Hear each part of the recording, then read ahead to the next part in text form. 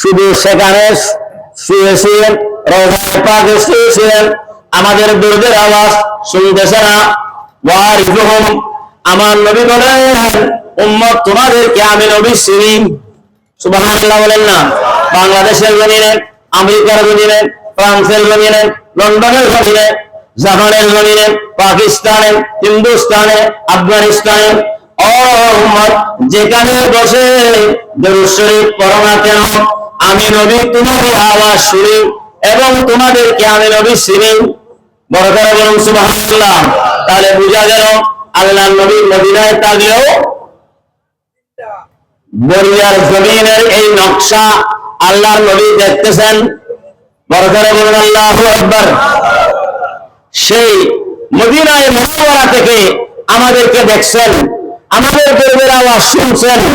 এই জন্য প্রিয় নবী রাসূলুল্লাহ সাল্লাল্লাহু তাআলা আলাইহি ওয়াসাল্লাম শুধু আমাদেরকে দেখছেন, শুনছেন তাই না, কিয়ামত পর্যন্ত যা হবে, কিয়ামত পর্যন্ত যা ঘটবে সেগুলো আল্লাহর নবী জানেন। আর একটু বড় করে বলেন সুবহানাল্লাহ। এর জন্য হাদিস শরীফে রয়েছে হযরত সাইয়্যিদুনা আবু হুরায়রা রাদিয়াল্লাহু তাআলা আনহু থেকে বর্ণিত, আন আবি হুরায়রা রাদিয়াল্লাহু তাআলা আনহু قال জাআ, বলেন একসাথে বলেন জাআ যিবু ইলা রাইতে গনামি ফাআখাযা মিনহা শাতান। বড় বড় বলেন আল্লাহু আকবার।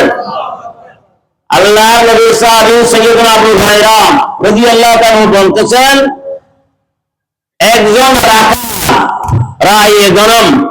একজন রাখাল ছাগল চড়াচ্ছিলেন। ছাগল যখন চড়ায়, ওই ছাগল চড়ানো অবস্থায় সঙ্গে ছাগল থাকে, ছাগলের পাল থাকে, সেই ছাগলগুলো ছেড়ে দিয়ে এসে বসে আছে। সেটাকে আরবিতে বলা হয় রাইউল গনম।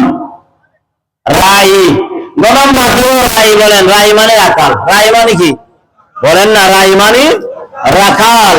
এই শব্দটা কোথায় প্রয়োগ করে, কার জন্য প্রয়োগ হবে, কার ব্যাপারে প্রয়োগ হবে, সেটার একটা স্থান, কাল, পাত্র আছে না নাই? বলেন না, আছে না নাই?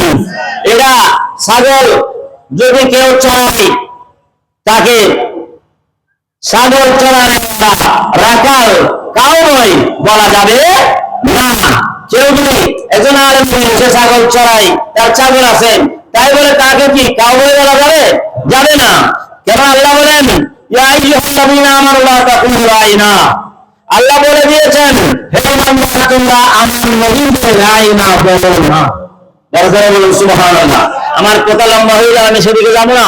এই জন্য একজন আলেমকে কথা বলার সময়, একজন মুফাসসিরে কোরআনকে, একজন মুহাদ্দিসকে, একজন গবেষককে, একজন লেখককে, একজন বক্তাকে কথা বলার সময় তার শব্দ প্রয়োগ কোথায় কিভাবে হবে, শব্দ চয়ন কোথায় কি কোনটা হবে, সেটা জানা থাকা দরকার। সেটার মাধ্যমে আদব শিষ্টাচার, সেটার মাধ্যমে তালিম তাকরীম হচ্ছে কিনা সেটা ভালোভাবে বুঝে সুঝে দেখা দরকার আছে, আছে না নাই? যে শব্দ যেখানে প্রয়োগ করা যাবে না, কথা সত্য, কথা কি সত্য। আপনি যদি আপনার বাপকে বলেন, আপনি যদি আপনার বাপকে বলেন ও আমি, কথা আছে না মিশে? কথা কি মিথ্যে বলছি আমি? আপনি যদি আপনার বাপকে ডাকেন, এখন তো অনেক স্ট্যান্ডার্ড হয়ে গেছে, কেউ আব্বু ডাকে, কেউ আব্বা ডাকে, আবার কেউ পাপ্পা ডাকে। কি ডাকে? পাপ্পা ডাকে।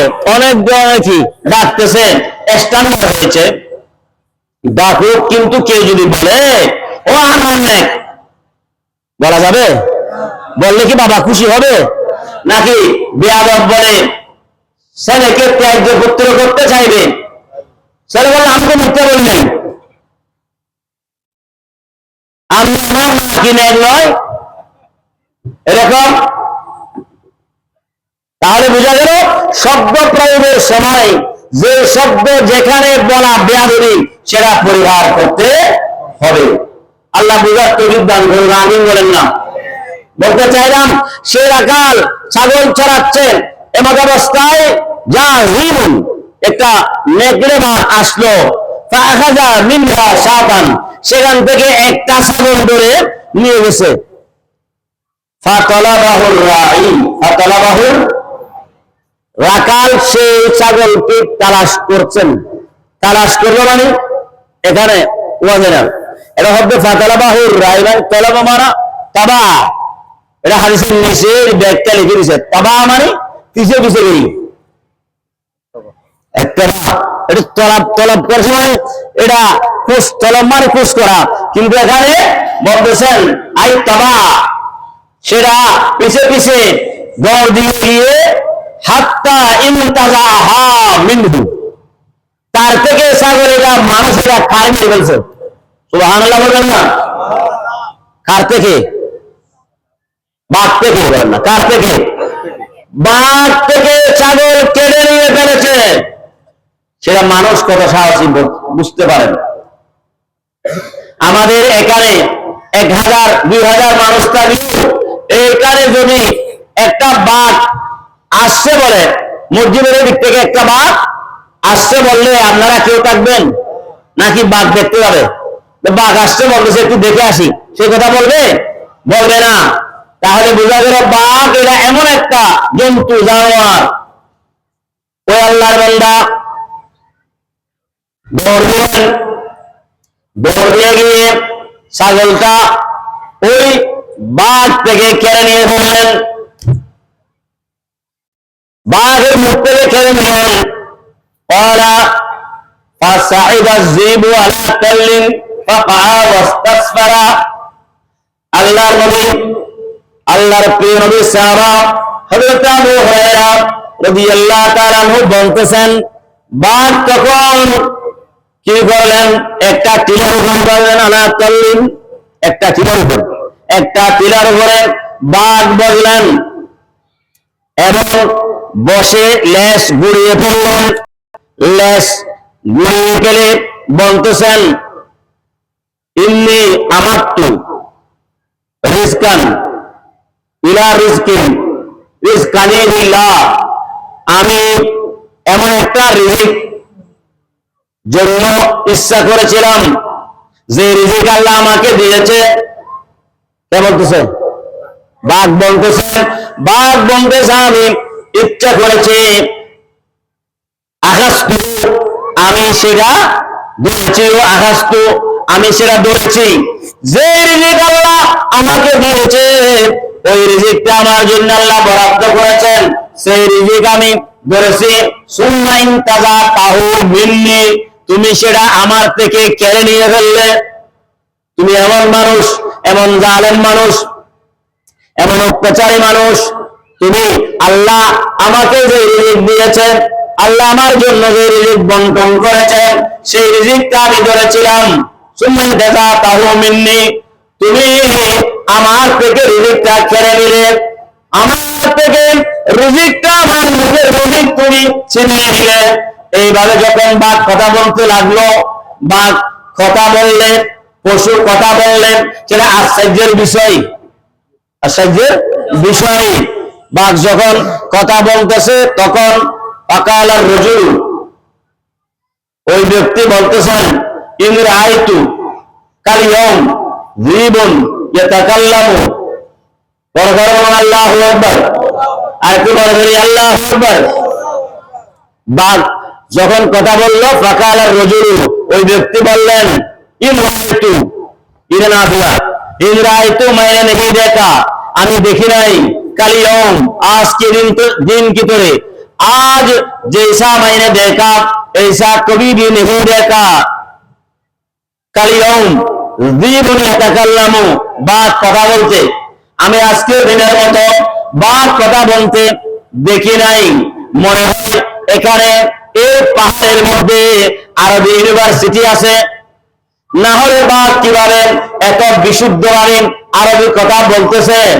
তখন ওই ব্যক্তি আশ্চর্য হয়ে বলতেছেন, ইন রাআইতু কাল ইয়াউম যিবুন ইয়াতাকাল্লামু, আমি তো বড় আশ্চর্যিত হলাম, আমি আশ্চর্যান্বিত হলাম, বড় তাজ্জুব হলাম, আমি আশ্চর্য বোধ করছি বাঘ কিভাবে কথা বলতে পারেন।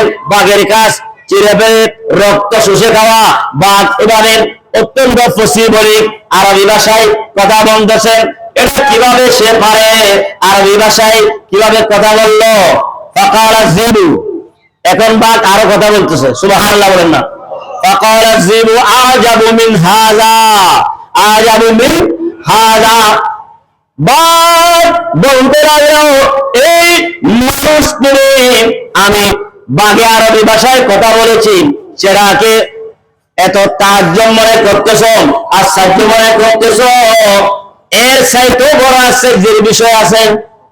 সুবহানাল্লাহ বলেন না, এর চাইতেও বড় দর্শক বলেন আল্লাহুম্মা সাল্লি আলা